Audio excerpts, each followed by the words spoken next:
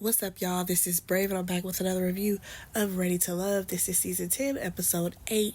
Y'all, let's get right into it. So, of course, we know that the ladies are going to be meeting at the lounge, right? Okay, cool. Now, when it came to everybody outfits, most people look really casual. But, Rose, girl, where was you going with that metallic pink dress? Like, it was cute on you, okay? Body was tea. We see it. But girl, not to meet up with Tommy. Why you waste that dress? Like, I'm sorry, but to me that was a waste of a good dress. Nonetheless, the ladies learn that they're going to be meeting with these guys, their best friends, their homies, all of that, right? First people up, Kiera and Jay. I feel like every time we see this couple, they are always on at like the beginning of the episode, which further lets me know that they ain't really got much going on. Because, they always hold off on the drama till like the end. But whatever, let's talk about it. So basically, we learn while he's talking to his friend Erin that she wants to get married in 3 years. Okay. And he's like, yeah, I like that about her. She has like a wifey type mindset. I'm sorry, what? She has a wifey type mindset. My question is, are you planning to work around that timeline? Are you planning to really be into this girl and be like, yeah, I can see myself getting married in 3 years? Or are we just about to waste her time and play games? Like, I don't know. It's just something about Kiera and Jay. I feel like they like each other for like aesthetic wise. Be like, oh yeah, they're cute together. Oh yeah, she's bougie and she like him because he like you a little rough around the edges. I get all of that, but where is the substance? Because I feel like we never get to see them actually have a conversation with any type of substance. I gotta be honest. And even in this conversation, I'm just like, yeah, what else is beyond the surface for y'all? But let me go ahead and get into it. So she comes to the table, right? And she's asking about, how is Jay in relationships? And the friend is like, oh, he was in that 11-year relationship, even when our friends was like, oh, no, you shouldn't be with her because we still young. You like fresh out of high school. Why you still with this girl? Whatever, right?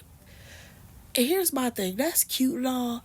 And of course, the friend is like, it didn't matter if they were together or not, or have their ups and downs. Like, they were still trying to make it work and all of this stuff, right? Again, that's cute and all.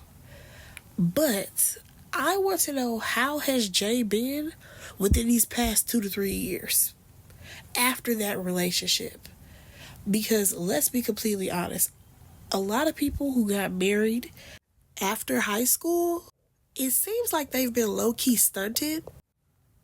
I want to know, how was you out here in these streets when you was dating around and getting a whole new experience that you never got because you weren't dating around in your 20s? Because now he's in his 30s.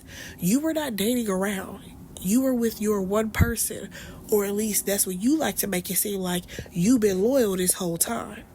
Like, I want to know, has he learned anything differently? You know what I mean? Can we get something?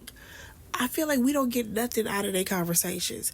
And then, y'all, they bring up, oh, yeah, because, we both have 2 children. He got 2 kids. I got 2 kids. That's what Kiera told the friend. And she ends up asking, like, oh, how do you think he'll act within a blended family? Here comes the friend. Oh, y'all gonna be like the Brady Bunch. He got 2, you got 2. That's not answering the question. Like, the question is, okay, yes, we do have two children each, but how does he discipline his children? What type of activities does he do with his kids? And is this something that we can turn into a family thing? Because maybe my kids want to get involved. I just don't understand how, especially people with children. I don't understand how people with children, they don't ask those types of questions. Because I know that's what I would want to know. I don't have no kids.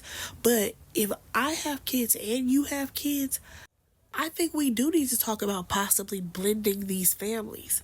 Okay? Because at some point, these kids are going to have to meet, and we want them to like each other. We want them to be able to hang out with each other. You know what I mean? We want the kids to get along because that's important. So instead of actually having a real conversation about these children, the best friend decided to say, oh, well, what about love languages? And what about them? Like, I just kind of feel like talking about your kids blending together and what that family dynamic should look like, I just think that's a bit more important than worrying about some stupid love languages. And no, love languages aren't really stupid, but at the end of the day, it's like, okay, there's only about, 4 or 5 different options? It's very easy to be like, okay, my love language is physical touch. All right, I like to give gifts, or I like to receive gifts. Okay, and what else is going on?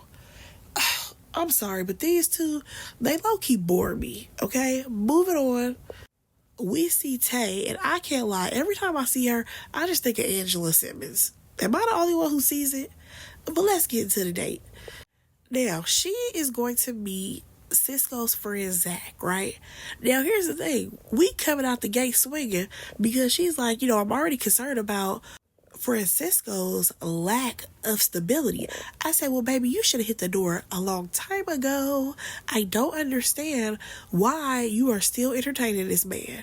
Now, when the friends asked her, Tay, what you like about him? She's like, oh, I feel protected around him. He's always honest. And y'all, I can't even lie. Seeing this, I'm just like, we really do use that word protected and protection far too loosely. Because I'm like, in what way is he protecting you? Protecting you from what? What's going on here? Like, I don't know. For some reason, it's giving buzzword for me. We're really treating that word protected and protection like a buzzword. And I want us to stop it.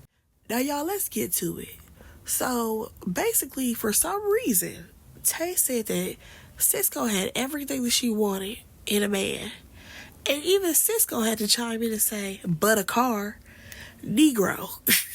If you the one who gotta say that, that means that you should not be dating this woman at this time. Maybe y'all need to circle back when you get your stuff together. And no, in no way, shape, or form am I trying to shit on Cisco, because anybody can lose their job, they can lose their car, and it is a very slippery slope, and life comes at you fast when you don't have the finances to sustain your lifestyle, okay?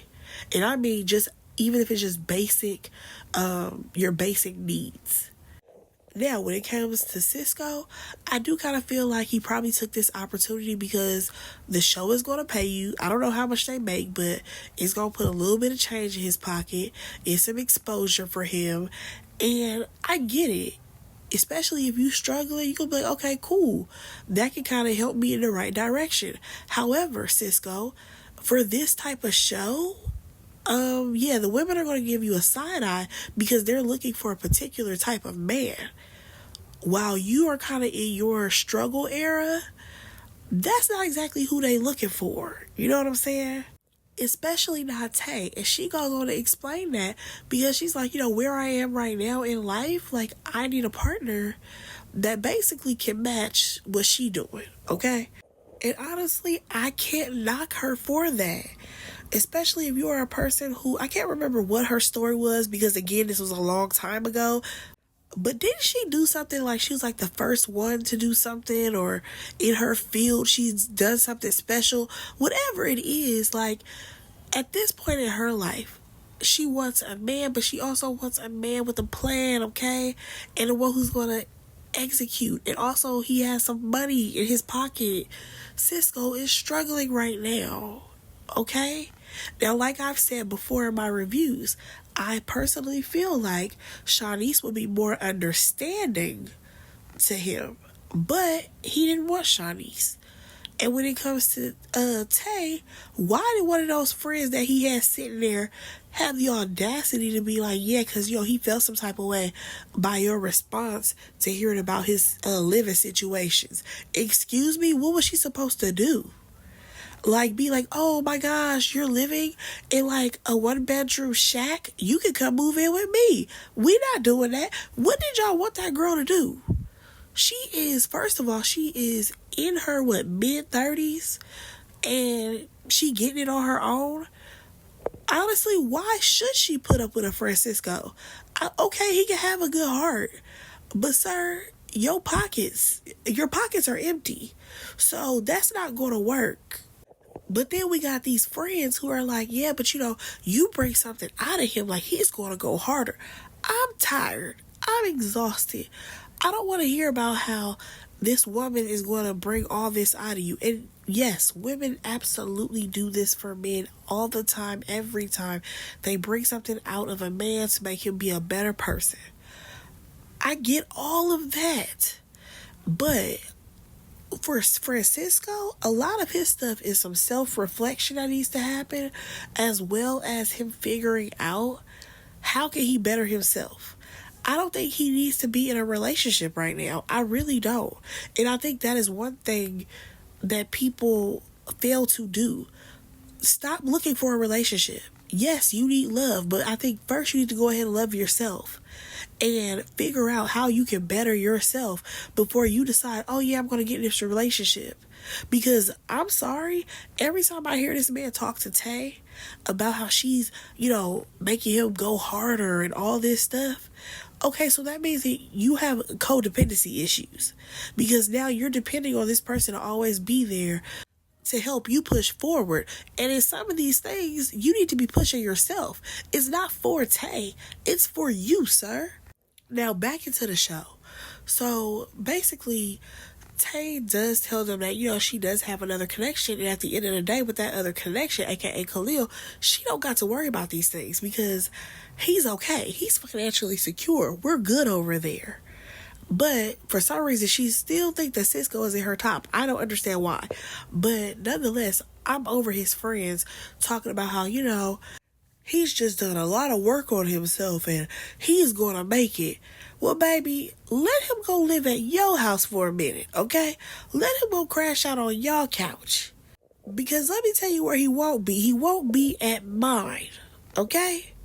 Good luck to you. Like, maybe he can circle the block when he get himself together. Child, I guess. Let's move on. All right, y'all, we're going to slide on over to Cam because he has 3 ladies to meet. He still got Angie, Sahara, and Rose, right? Half of them, I don't understand why they here, okay? Nonetheless, first of all, it's crazy to me that Angie was in her confessional saying how she wants her and Cam to have a better connection that's not just sexual. When you the main one who make it sexual. That's the first thing. Secondly, girl, why did you walk in there? And I don't know if it's because you saw that he was sitting with a woman, but the way she hugged him, it was like rubbing her titties across his chest. I said, no, girl, what is you doing? But nonetheless, quickly we see Rose and Sahara arrive as well. And y'all, I can't lie. I'm like, this is way too many options to be on this one date. It's kind of a lot, but okay, let's see how it goes. So basically, Rose ends up asking a question okay, so what is keeping Cam from basically being locked down? And his friend Nisha was like, well, he the type of person that will talk to a girl and he don't really like her like that. But basically, he can talk to you low-key to waste your time, but also it sounds like he just kind of hoped that maybe it'll work. Oh, maybe I'll like that person at some point. Wasted time. That's what he doing. He doing a lot of wasted time. But she's like, oh, because he does protect people's feelings. So I guess he don't want to let people down. You know what I mean? He don't want to be like, nah, girl, I'm not really feeling it. So it sounds like he just waits for it to fizzle out, right? Here comes Rose. Oh, yeah, because he's a helper. I'm a helper too. Girl, shut up. Shut up, Rose. So here's the thing. Basically, he mentioned something about leading his partner. And Angie was like, oh, here we go with that word again. She does not want a man to lead her anywhere, okay? And it's totally fine. She is not trying to follow the relationship ideologies that have been forced upon people for what, decades, probably centuries at this point. I understand her. She wants probably a partnership. She wants things to actually be 50-50 to where both of us, we matter in the conversation. And honestly, I wish that she would just say that. Because I feel like we've had this conversation multiple times about this whole leader thing, and she ain't with it. But no, she's like, oh, I'm just not used to that. It will be something for me to get adjusted to. Girl, it don't sound like it's something that you want either. Like, I know she keeps going on about being independent and all the things, but I don't know. It's something about it. It gives off, if she was in a partnership, she would be cool with it. But this whole leadership thing, she ain't rocking with it. Moving on from there, here goes Rose talking about how, oh, because I just be loving on my man. I'm a giver to my man, my man, my man, my man. And then she asks if he's ready for that. And according to him, he doesn't know if he's ready for that because he's always had to do things on his own, right? And I'm just like, that's so interesting, because to me, I feel like you should have more understanding for Angie if that's the case. Again, you say that you've had to do so many things on your own, and it sounds like she's had to do a lot of things on her own, yet you want to lead her. Yeah, again, you see how a partnership will balance things out? Yeah, that's how that should work, but whatever. So Angie, she gotta go. Rose gotta go. And guess who stuck around, y'all? Sahara. Because I feel like we did not hear her say much while the other ladies were there. Now, we got a chopped up version of this. Maybe she did say some things. However, she did stay back to be like, sir, you walking in confusion. Because why are there three ladies here? And of course his best friend is like, oh, well, I think he just meshes well with all three of you. He does not mesh well with these ladies, girl. Like, him and Angie, no. Just no. Because clearly she doesn't want him to lead her anywhere, and he wants more than just this sexual chemistry. That's all she leads with. He's not really interested. She's one of the relationships that you was talking about, Niche. To where he pretended like he gonna stick around to see if he like her. He don't like her. Then when it comes to Rose, that girl already said she want her a God-fearing man. Why are we wasting our time right now? Really, Sahara is the only option. So Sahara basically tells that man to choose wisely. And y'all, let's go ahead and move on to another date, okay? So we got, what's his name? Khalil. Khalil has Tay and Deanna meet his best friend Brian, right? Now, according to Brian, Khalil wants to get married, have kids, the whole shebang. And Deanna, she ends up talking about how basically when it comes to her and her relationship, she do not care. As long as she trusts that man, she's not about to blow your phone up. She not about to be checking on what you doing all throughout the day, because she don't want you to be doing that to her. And here's the thing. I feel like because she is a firefighter, like, her mentality is a lot different than people who work in different fields. Listen, when the girl was coming at Hussein, it was wild. But I do understand what she's saying. Like, if I'm in the field, and we all know being a firefighter is a very demanding job, I don't have time to be texting you back to be like, oh, babe, I gotta save a cat out of a tree. Hey, babe, we're fighting a fire right now. I don't have time for that. Okay? So I do understand when she's like, I don't want to be talking and blowing you up all day when I could just talk to you later on tonight. We could just, have a conversation about how both of our day was going. I get her logic. I really do. However, a check-in would not hurt. Okay? That's the first thing. However, you have Tay on the other hand. Oh, baby, she gonna blow your phone up. She is going to blow your line up because she needs reassurance. It has nothing to do with trust. She needs to know what you're doing, who you talking to, all of the things. And according to Khalil, he likes that. And I'm just like, okay, so it's definitely given that you're leaning more towards Tay than you are Deanna at this point, right? So After that, when it comes to Deanna, Khalil basically asked her, like, oh, okay, so how do you show your partner appreciation? Because you don't seem like the touchy feely type person. And he not lying. Deanna does not give off that energy. However, she does say that she is touchy feely, but basically you got to bring that side out of her. And I feel like there's a lot of women out here that are, you would not think that they are touchy and want to be held and all those types of things because they do have that tougher exterior. But at the same time, you just have to be the type of person that brings that softness out of them. Honestly, Deanna ain't too much different than Sahara, if you were to ask me. Like, she gives off this rough, tough, hard exterior, but really they're soft in the inside, okay? You just gotta be the right person, like I said, to bring that side out of them. Now, y'all, I don't know who that was. Who was that in that confessional? Deanna. Deanna, who put that blonde, long wig on you? Who did that to you, sis? Because you need to go beat their ass right now. Right now, go beat their ass, okay? You was looking crazy. I'm like, who is this woman? Girl, whoo, Jesus. She need to go ahead and keep that hair short if she gonna be blonde like that. Now, y'all, the only thing that she got in common with Khalil at this point is that they like to go to the gym and they like to travel. That's all they got. Girl, he ain't your man. Let Tay have him. Moving on. Alright, so now we got another date, right?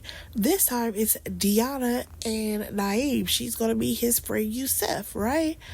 Okay, cool, whatever. Even though red flag for her is that he got 5 kids. Well, girl, if that's a red flag now, walk away from that man. I'm sorry, but I just cannot see it.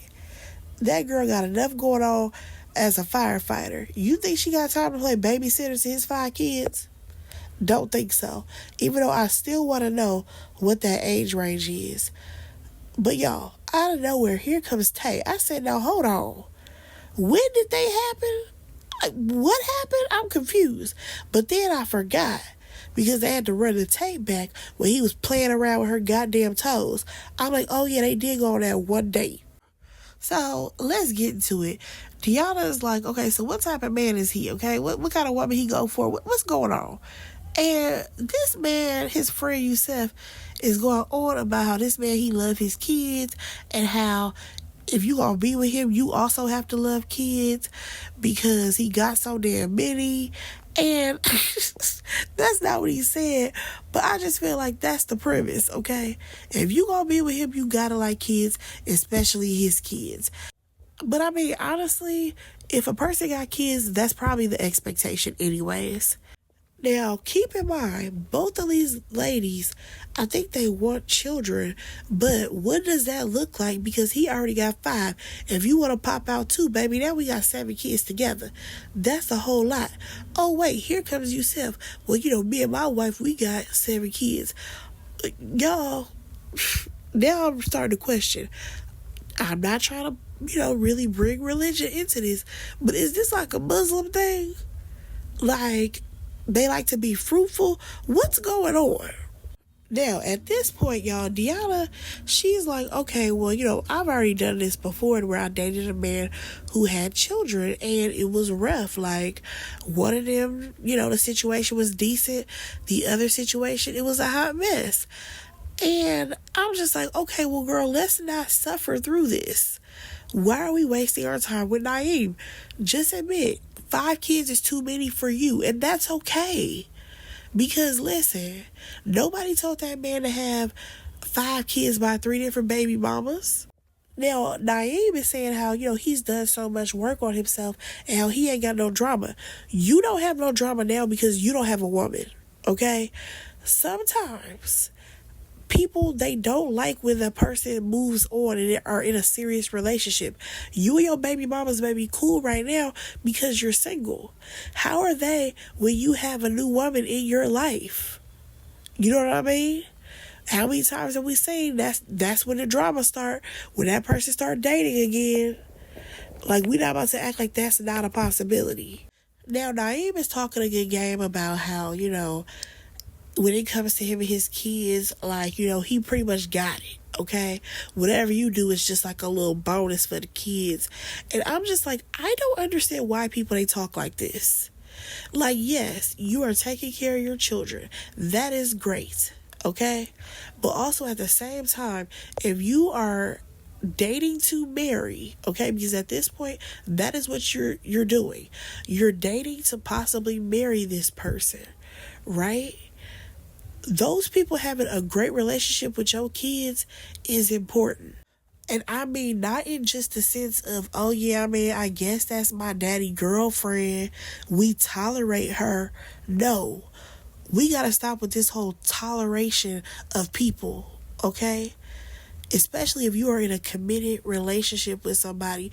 Like, you want your kids to have their own relationship with that person, to where you know that we're good all around. Now, according to Naeem's friend, he feels like Naeem don't even trust women, okay? Like, he hides it well, but he don't be trusting women. And I'm just like, well, sir, how are you on this show? Like, what do you mean? Especially when things start to get serious. Is that you're waiting for the other shoe to drop? What's going on there? Also, Deanna, at this point, I want you to go ahead and bow out gracefully, because you ain't got no options. You and Khalil ain't really rocking tight like that. And I don't think that you and Naeem are a match, because you don't want to deal with his 3 baby mamas, which is understandable. So I'm going to need you to go ahead and pack it up. Now, y'all, can we just talk about Naeem's little life explanation real quick? Because that man basically said, well, his first baby mama, the reason why he didn't marry her is because they was young and they was just doing stuff, okay? Who knows what that means? That's the first one. Second one, he was street, she wasn't. She was something different for him. Okay, cool. According to him, he did not know how to change. It sounds like he did not know how to change and be a better person, okay, to match her energy. That's the second one. Then we get to the third one. Y'all, we learned that he tapped out and cheated on this girl, right? Talk about he was going to therapy, doing the work, all this stuff, y'all. But he still cheated on her. Sir, what are we talking about? Honestly, it's giving you cheated in every relationship. You just didn't admit it. Because for you to be like the first one, y'all both was wilding out, is giving y'all both was out here cheating. The second one, I feel like because you could not keep up with whatever that girl had going on, her lifestyle or her career or whatever she had popping off, you probably cheated on her as well. Naeem, I feel like we can't trust you. I really do feel like that. We cannot trust you. All right, now let's go ahead and move on, because we got to meet up with Hussein. Y'all kind of forgot all about him. Rose is coming to dinner with his friends, as well as, what's her name? Angie. Now, at first, it's just Rose, right? And she's saying how, like, oh, yeah, it was so great with me and him. We first met because he was answering the questions that I didn't even have to ask, and all the great things, right? Here come this one friend. I don't even know his name.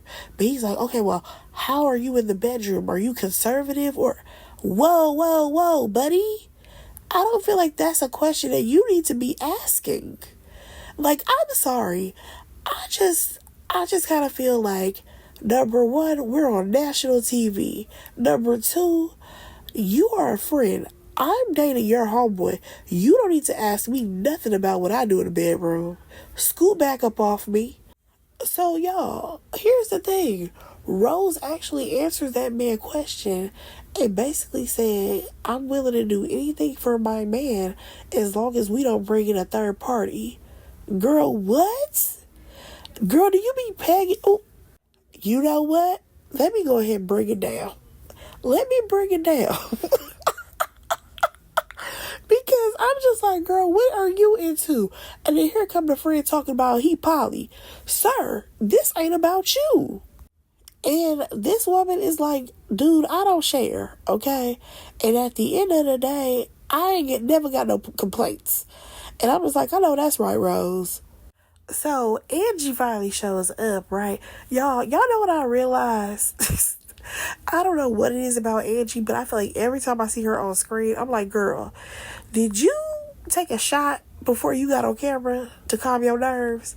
Because she always so like giggly and like moving her body. I'm like, girl, what is going on? But nonetheless, she get there and baby, she knows that same man that was in that poly relationship over there. They know each other. But basically, this man says that he is a professional dominant. I said, now wait a damn minute. Didn't we have one of them not too long ago on this damn show? Like, am I tripping? Was that last season? Or maybe the season before? But y'all remember that man? Y'all know, I don't even know his name. But I just remember he had like an ass obsession or something like that. That man, I said, y'all really about to start having these poly and dominatrix people all on the screen. Okay, somebody's going to go for it at some point, okay? Nonetheless, he actually knows Angie because she bartended a few of his events. But she's like, nah, I never went no further, nothing like that. Now, y'all, I don't even know why the other two friends is there. Because this one right here keep piping up. And he's like, oh, well, you know, it's three of y'all right now. Maybe y'all can vibe together. Sir, what is going on? Hussein, did you bring him here to test the waters? Like, did you bring this man here so that way you can get a feel for how the ladies are feeling? Because, you know, all it takes is that one friend that is going to be like, you know what? I got you. I got your back. I'll ask the questions. And I feel like, is that what's happening? Hussein, are you in the poly lifestyle? But then you saw what was happening with Fritz and you didn't want to admit it. What is happening right now? Because if that's not what this is, then you need to drop that man as your friend ASAP. Because at this point, this is your moment and he's trying to take it. Okay? This moment is really about you and your connections with these ladies. However, he's trying to take your moment to talk about him and his own poly lifestyle. So Rose ends up asking the guys, okay, so what can Hussein do better in his relationships? And one of the guys piped up and was like, oh, you know what? He loves fast. He loves people really hard, so he loves hard and fast, right? And here go Rose, piping up. Oh, you know, I be doing that too. I be doing that too. Rose, you want a man so bad that you will claim anything just to have one. And I need for you to stop it. I need for you to just like relax, okay? The guys, they like you. However, you don't have to keep proving that you are a helper, that you will do whatever your man want in the bedroom. You are a nurturer. Like, girl, you don't have to be Superwoman. Please stop. So she ends up leaving, right? And then Angie asks the guys, because she's still stuck around, oh, so what should I be worried about? Now here come another homeboy saying, oh, well, you know, he has a high sex drive. Again, Hussein, did you put your boys up to this? To try to see, like, which lady about to give you some action soon? Like, what is going on right now? But y'all already know, Angie like to hear that information. Because you already know what type of time she on, okay? But nonetheless, we basically see that she has an issue with this man because she called him, he didn't call her back or answer the phone, and basically he gave her no type of response. And I completely understand why she be feeling away, because bare minimum, you can at least text me back. And you ain't even gotta text me back right away. It's given you ain't text back at all, okay? So he told me he gonna work on that. All I got was that, y'all, his head was shining because he is going bald in the middle of the back.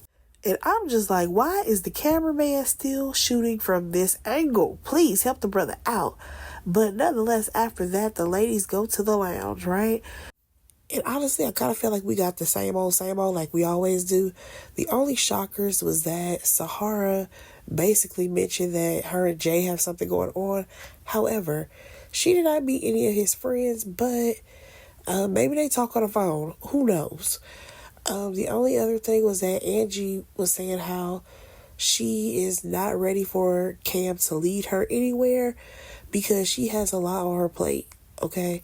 She got a lot going on with her family, and Tommy basically tells her that he needs to know that information. Tommy, you know what I want you to do also? Tell these people to have these deeper conversations and ask the right questions, because a lot of this stuff to me is still very surface. And I get it, they're just meeting each other and trying to get to know each other. But no offense, these people are in their 40s and late 30s, a lot of them, right? So yes, they probably come with a lot, including baggage, because y'all know people love to say people have baggage. But until we actually delve into what that looks like, I don't think that the other person understands what they're going to get out of that person. And what I mean by that, Cam keeps saying how he gonna provide, he want to lead, but like, to me, we still don't know much about him. We don't. A lot of these people we don't know much about. Like, of course, we get to know their representative, but I feel like there's some missing parts. As much as I don't really care for the fact that Cisco is on the show right now, when he has a bunch of like stability issues, at least we really know what we getting with him. Cause like Khalil, y'all, I still don't know much about him. I cannot tell you anything about that man. Some of the women, we don't really understand who they are or what they really about. Cause like, even Deanna, right? Yeah, we know that she a firefighter and she don't like to get phone calls at work. But what else you got going on, sis? Like,